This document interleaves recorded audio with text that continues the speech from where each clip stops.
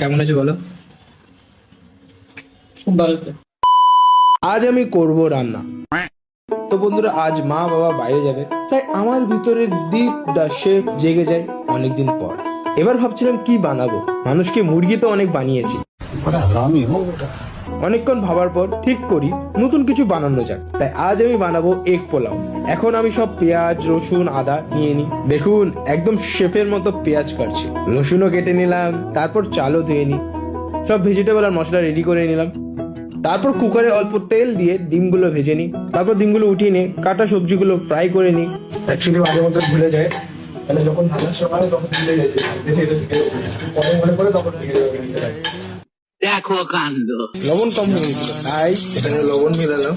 লবণ বাড়ানোর Ninja technique. টিং টিং, ফাইনালি পোলাও রেডি। ওয়াও, পোলাওটা একটু শুকনো শুকনো হবে, তাই একটু রায়তাও বানিয়ে নিলাম। কেমন হয়েছে আমার রান্না করে? ভালো হয়েছে। ভালো হয়েছে, মুখে হাসি নেই বলে এমন ভাবে বলতেছে। বলো। হ্যাঁ, খুব ভালো হয়েছে। তো বলো আমার চ্যানেলকে সাবস্ক্রাইব করতে।